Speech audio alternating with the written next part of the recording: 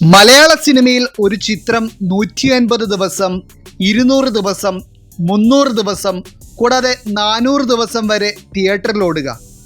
ഇന്ന് അത് സാധ്യമല്ലാത്ത ഒരു നേട്ടമായി തോന്നുന്ന കാര്യമാണ്. ഇന്നത്തെ വീഡിയോ ഒരു സിമ്പിൾ ലിസ്റ്റ് അല്ല. മലയാളം സിനിമ ലവേഴ്സിൻ്റെ childhood memories, college days and theatre nostalgia എല്ലാം തിരിച്ചു വരുവാൻ പോകുന്ന ഒരു യാത്ര കൂടിയാണ്. അതിനു മുമ്പായിട്ടൊരു ചോദ്യം: മലയാള സിനിമയുടെ ചരിത്രത്തിൽ ഒരു സിനിമ 400 ദിവസം തിയേറ്ററിൽ ഓടിയെന്ന് നിങ്ങൾക്ക് വിശ്വസിക്കാമോ? അത് ഏത് സിനിമയാണെന്ന് ഒന്ന് ഗസ് ചെയ്യാൻ പറ്റുമോ? തീർച്ചയായിട്ടും ഒന്ന് കമൻ്റായിട്ട് അറിയിക്കുക. നിങ്ങൾ തിയേറ്ററിൽ പേഴ്സണലി കണ്ട ഏറ്റവും ലോങ് റണ്ണിങ് മൂവി ആയിട്ടുള്ള സിനിമ ഏതാണെന്ന് ഒന്ന് കമൻറ്റ് ചെയ്യുക. നമുക്ക് നോക്കാം അവസാനം അത് ഏത് സിനിമയാണെന്ന്. അപ്പോൾ നിങ്ങൾ ഞെട്ടുമോ ഇല്ലയോ എന്ന് തീർച്ചയായിട്ടും ഒന്ന് കമൻറ്റ് ചെയ്യുക. അവസാനം വരെ നിങ്ങൾ ഈ ഒരു വീഡിയോ കാണാൻ ശ്രമിക്കുക. ഏത് നടൻ്റെ സിനിമയാണ് ഏറ്റവും കൂടുതൽ പ്രാവശ്യം 150 ദിവസം കടന്നതെന്ന് തീർച്ചയായിട്ടും ഒന്ന് കമൻറ്റ് ചെയ്യുക. കൂടാതെ നിങ്ങൾ ആദ്യമായിട്ടാണ് ഈ ചാനൽ കാണുന്നത്, തീർച്ചയായിട്ടും ചാനൽ ഒന്ന് സബ്സ്ക്രൈബ് ചെയ്യുക. ബെല്ലൈക്കൺ കൂടി എനേബിൾ ചെയ്യുകയാണെങ്കിൽ ഞാൻ അപ്ലോഡ് ചെയ്യുന്ന എല്ലാ വീഡിയോസും നിങ്ങൾക്ക് നോട്ടിഫിക്കേഷനായിട്ട് എത്തിച്ചേരുന്നതായിരിക്കും. നമുക്ക് വീഡിയോയിലേക്ക് പോവാം. ആദ്യമായിട്ട് ഈ ലിസ്റ്റിലുള്ളത് വേഷമാണ്. 2004 ഇറങ്ങിയിട്ടുള്ള വേഷം 180 ദിവസത്തിൽ കൂടുതൽ തിയേറ്ററിൽ ഓടിയിരുന്നു. അടുത്തത് ഉദയനാണ് താരമാണ്. 2005 ഇറങ്ങിയിട്ടുള്ള ഉദയനാണ് താരം 180 ദിവസത്തിൽ കൂടുതൽ തിയേറ്ററിൽ ഓടിയിരുന്നു. അടുത്തത് സമ്മർ ഇൻ ബത്ലഹേമാണ്. 1998 ഇറങ്ങിയിരുന്ന സമ്മർ ഇൻ ബത്ലഹേം 180 ദിവസത്തിന് മേൽ തിയേറ്ററിൽ ഓടിയിരുന്നു. അടുത്തത് ദ കിങ് ആണ്. 1995 ഇറങ്ങിയിരുന്ന കിങ്ങും 1995 180 ദിവസത്തിന് മേളിൽ തിയേറ്ററിൽ ഓടിയിരുന്നു. അടുത്തത് താളവട്ടമാണ്. 1986 ഇറങ്ങിയിരുന്ന താളവട്ടം 180 ദിവസത്തിന് മേളിൽ തിയേറ്ററിൽ ഓടിയിരുന്നു. അടുത്തത് തച്ചോളി വർഗീസ് ചേകവരാണ്. 1995 ഇറങ്ങിയിരുന്ന സിനിമയും 180 ദിവസത്തിന് മേളിൽ തിയേറ്ററിൽ ഓടിയിരുന്നു. അടുത്തത് സൂപ്പർമാൻ ആണ്. 1990 ഇറങ്ങിയിരുന്ന സൂപ്പർമാനും 180 ദിവസത്തിന് മേളിൽ തിയേറ്ററിൽ ഓടിയിരുന്നു. അടുത്തത് സന്ദേശമാണ്. 1991 ഇറങ്ങിയിരുന്ന സന്ദേശവും 180 ദിവസത്തിന് മേളിൽ തിയേറ്ററിൽ ഓടിയിരുന്നു. അടുത്തത് രാജമാണിക്യമാണ്. 2005 ഇറങ്ങിയിരുന്ന രാജമാണിക്യവും തിയേറ്ററിൽ 150 ദിവസത്തിന് മേളിൽ ഓടിയിരുന്നു. അടുത്തത് പട്ടണപ്രവേശമാണ്. 1988 ഇറങ്ങിയിരുന്ന പട്ടണപ്രവേശവും 180 ദിവസത്തിന് മേളിൽ തിയേറ്ററിൽ ഓടിയിരുന്നു. അടുത്തത് 1990 ഇറങ്ങിയിരുന്ന നമ്പർ 20 മദ്രാസ് മെയിലാണ്. അതും 180 ദിവസത്തിന് മേളിൽ തിയേറ്ററിൽ ഓടിയിരുന്നു. അടുത്തത് നമ്മളാണ്. 2002 ഇറങ്ങിയിരുന്ന നമ്മളും ഏകദേശം 180 ദിവസത്തിന് മേളിൽ തിയേറ്ററിൽ ഓടിയിരുന്നു. അടുത്തത് നാടോടിക്കാറ്റാണ്. 1987 ഇറങ്ങിയിരുന്ന നാടോടിക്കാറ്റും 180 ദിവസത്തിന് മേളിൽ തിയേറ്ററിൽ ഓടിയിരുന്നു. അടുത്തത് 2002 ഇറങ്ങിയിരുന്ന മീശ മാധവനും 180 ദിവസത്തിന് മേളിൽ തിയേറ്ററിൽ ഓടിയിരുന്നു. അടുത്തത് മായാമയൂരമാണ്. 1993 ഇറങ്ങിയിരുന്ന മായാമയൂരും 180 ദിവസത്തിന് മേളിൽ തിയേറ്ററിൽ ഓടിയിരുന്ന മറ്റൊരു സിനിമയാണ്. അടുത്തത് ലയണാണ്. ദിലീപിൻ്റെ ലയണും 2006 180 ദിവസത്തിന് മേളിൽ തിയേറ്ററിൽ ഓടിയിരുന്ന മറ്റൊരു സിനിമയാണ്. അടുത്തത് ജൂനിയർ മാൻഡ്രേക്ക് ആണ്. 1997 ഇറങ്ങിയിരുന്ന ജൂനിയർ മാൻഡ്രേക്കും 180 ദിവസത്തിന് മേളിൽ തിയേറ്ററിൽ ഓടിയിരുന്ന മറ്റൊരു സിനിമയാണ്. അടുത്തത് ഇൻഹരിയർ നഗറാണ്. 1990 ഇറങ്ങിയിരുന്ന ഇൻഹരിയർ നഗറും 180 ദിവസത്തിന് മേളിൽ തിയേറ്ററിൽ ഓടിയിരുന്നു. അടുത്തത് എൻ്റെ സൂര്യപുത്രിക്കാണ്. 1991 ഇറങ്ങിയിരുന്ന എൻ്റെ സൂര്യപുത്രിക്കും 180 ദിവസത്തിന് മേളിൽ തിയേറ്ററിൽ ഓടിയിരുന്ന മറ്റൊരു സിനിമയാണ്. അടുത്തത് ഈ പറക്കും തളികയാണ്. 2001 ഇറങ്ങിയിരുന്ന ഈ പറക്കും തളിക 180 ദിവസത്തിന് മേളിൽ തിയേറ്ററിൽ ഓടിയിരുന്ന മറ്റൊരു സിനിമയാണ്. അടുത്തത് ദൃശ്യമാണ്. 2013 ഇറങ്ങിയിരുന്ന ദൃശ്യവും 180 ദിവസത്തിന് മേളിൽ തിയേറ്ററിൽ ഓടിയിരുന്ന മറ്റൊരു സിനിമയാണ്. അടുത്തത് ദേവാസുരമാണ്. ദേവാസുരം 1993 180 ദിവസത്തിന് മേളിൽ തിയേറ്ററിൽ ഓടിയിരുന്ന മറ്റൊരു സിനിമയാണ്. അടുത്തത് 2006 ഇറങ്ങിയിരുന്ന ക്ലാസ്മേറ്റ്സ് ആണ്. ക്ലാസ്മേറ്റ്സും 180 ദിവസത്തിന് മേളിൽ തിയേറ്ററിൽ ഓടിയിരുന്നു. അടുത്തത് 2003 ഇറങ്ങിയിരുന്ന CID മൂസയാണ്. CID മ്യൂസിയം 180 ദിവസത്തിന് മേളിൽ തിയേറ്ററിൽ ഓടിയിരുന്നു.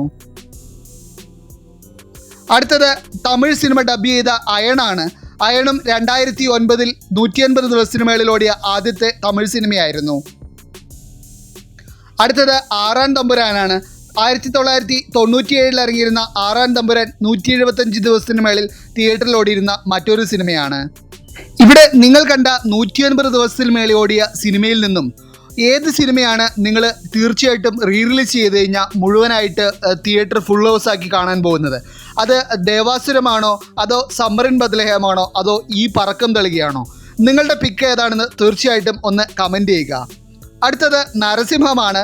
2000 ഇറങ്ങിയിരുന്ന നരസിംഹം 200 ദിവസം തിയേറ്ററിൽ ഓടിയിരുന്നു. അടുത്തത് പ്രേമമാണ്.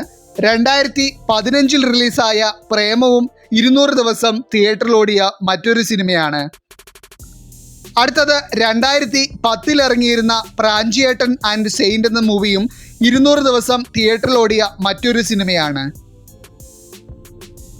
അടുത്ത് സ്നേഹമുള്ള സിംഹം എന്ന 1986 ഇറങ്ങിയ മമ്മൂട്ടി ചിത്രവും 200 ദിവസം തിയേറ്ററിൽ ഓടിയ മറ്റൊരു ചിത്രമാണ്. അടുത്തത് 1985 ഇറങ്ങിയ നിറക്കൂട്ട്, മമ്മൂട്ടിയുടെ മറ്റൊരു സിനിമയും 200 ദിവസത്തിന് മേളിൽ തിയേറ്ററിൽ ഓടിയ മറ്റൊരു സിനിമയാണ്. അടുത്തത് ആവനാഴി. അടുത്തതും മമ്മൂട്ടിയുടെ അടുത്തൊരു ചിത്രമാണ്. 1986 ഇറങ്ങിയിരുന്ന ആവനാഴിയും 225 ദിവസം ഓടിയ മറ്റൊരു സിനിമയാണ്. അടുത്തത് വിയറ്റ്നാം കോളനിയാണ്. 1992 ഇറങ്ങിയ മോഹൻലാൽ ചിത്രവും 225 ദിവസത്തിന് മേളിൽ തിയേറ്ററിൽ ഓടിയിട്ടുണ്ട്. അടുത്തത് സാമ്രാജ്യമാണ്. 1990 ഇറങ്ങിയ സാമ്രാജ്യവും 225 ദിവസത്തിന് മേളിൽ തിയേറ്ററിൽ ഓടിയിട്ടുണ്ട്. അടുത്തത് സുരേഷ് ഗോപിയുടെ പത്രമാണ്. 1999 ഇറങ്ങിയ പത്രം 280 ദിവസം തിയേറ്ററിൽ ഓടിയിട്ടുള്ള ഒരു ചിത്രമാണ്. അടുത്തത് 1997 ഇറങ്ങിയ കുഞ്ചാക്കോ ബോബൻ പടം അനിയത്തി പ്രാവാണ്. അനിയത്തി പ്രാവും 280 ദിവസം തിയേറ്ററിൽ ഓടിയിട്ടുണ്ട്. അടുത്തത് മമ്മൂട്ടിയുടെ വാത്സല്യമാണ്. 1993 ഇറങ്ങിയ വാത്സല്യവും 280 ദിവസം തിയേറ്ററിൽ ഓടിയിട്ടുള്ള മറ്റൊരു ചിത്രമാണ്. അടുത്തത് മമ്മൂട്ടിയുടെ 1987 ഇറങ്ങിയ ന്യൂഡൽഹിയും 280 ദിവസം ഓടിയ മറ്റൊരു ചിത്രമാണ്. അടുത്തത് 20-ാം നൂറ്റാണ്ടാണ്. 1987 ഇറങ്ങിയ 20-ാം നൂറ്റാണ്ട് 280 ദിവസം തിയേറ്ററിൽ ഓടിയിട്ടുണ്ട്. അടുത്തത് 1989 ഇറങ്ങിയ കിരീടവും 280 ദിവസം തിയേറ്ററിൽ ഓടിയിട്ടുള്ള മറ്റൊരു സിനിമയാണ്. അടുത്തത് തേന്മാവിൻ കൊമ്പത്താണ്. 1994 ഇറങ്ങിയ തേന്മാവിൻ കൊമ്പത്ത് 250 ദിവസങ്ങൾക്ക് മേളിൽ തിയേറ്ററിൽ ഓടിയിട്ടുള്ള ഒരു ചിത്രമാണ്. അടുത്തത് ആകാശദൂതാണ്. 1993 ഇറങ്ങിയ ആകാശദൂത് 300 ദിവസങ്ങൾക്ക് മേളിൽ തിയേറ്ററിൽ ഓടിയിട്ടുണ്ട്. അടുത്തത് മമ്മൂട്ടിയുടെ യാത്രയാണ്. 1985 ഇറങ്ങിയ യാത്ര 300 ദിവസങ്ങൾക്ക് മേളിൽ തിയേറ്ററിൽ ഓടിയിട്ടുണ്ട്. അടുത്തത് ഹിറ്റ്ലറാണ്. 1996 ഇറങ്ങിയിട്ടുള്ള ഹിറ്റ്ലറും 300 ദിവസങ്ങൾക്ക് മേളിൽ തിയേറ്ററിൽ ഓടിയിട്ടുള്ള മറ്റൊരു സിനിമയാണ്. അടുത്തത് മോഹൻലാലിൻ്റെ കിലുക്കമാണ്. 1991 ഇറങ്ങിയ കിലുക്കവും 300 ദിവസങ്ങൾക്ക് മേളിൽ തിയേറ്ററിൽ ഓടിയിട്ടുള്ള മറ്റൊരു സിനിമയാണ്. അടുത്തത് മമ്മൂട്ടിയുടെ ഒരു വടക്കൻ വീരഗാഥയാണ്. 1989 ഇറങ്ങിയ ഒരു വടക്കൻ വീരഗാഥ 300 ദിവസങ്ങൾക്ക് മേളിൽ തിയേറ്ററിൽ ഓടിയിട്ടുണ്ട്. അടുത്തത് മണിച്ചിത്രത്താഴാണ്. 1993 ഇറങ്ങിയ മണിച്ചിത്രത്താഴും 300 ദിവസങ്ങൾക്ക് മേളിൽ തിയേറ്ററിൽ ഓടിയിട്ടുണ്ട്. അടുത്തത് ഒരു CBI ഡയറി കുറിപ്പാണ്. 1988 ഇറങ്ങിയിട്ടുള്ള CBI ഡയറി കുറിപ്പും 300 ദിവസങ്ങൾക്ക് മേളിൽ തിയേറ്ററിൽ ഓടിയിട്ടുണ്ട്. അടുത്തത് 1988 ഇറങ്ങിയിരുന്ന മോഹൻലാൽ ചിത്രം ചിത്രമാണ്. 366 ദിവസമാണ് ചിത്രം ഓടിയിട്ടുള്ളത്. ഈ ലിസ്റ്റിലെ രണ്ടാമത്തെ ചിത്രമാണ് ചിത്രം. അടുത്തത് ഏറ്റവും കൂടുതൽ ദിവസം ഓടിയിട്ടുള്ള മലയാള സിനിമയാണ്. 1991 ഇറങ്ങിയ ഗോഡ് ഫാദർ ആണ്. ഏകദേശം 404 ദിവസമാണ് ഈ ചിത്രം തിയേറ്ററിൽ ഓടിയിട്ടുള്ളത്. മലയാള സിനിമയിലെ the longest theatrical run ever, ഒരു ഫുൾ ഇയർ റണ്ണ് പോലും ക്രോസ് ചെയ്ത ഏക മലയാള സിനിമ എൻ്റർടൈനർ, അതാണ് നമ്മുടെ ഗോഡ് ഫാദർ. അപ്പോൾ നിങ്ങളോടൊരു ചോദ്യം, അപ്പോൾ മലയാള സിനിമയുടെ ഈ 50 ചിത്രങ്ങളും ഇന്ന് റീ റിലീസ് ചെയ്താൽ ബോക്സ് ഓഫീസിലെ വെർഡിക്ട് കംപ്ലീറ്റ്ലി മാറ്റാൻ പോകുന്ന ഒരേ ഒരു സിനിമ ഏതാണെന്ന് ഒന്ന് കമൻറ്റ് ചെയ്യുക.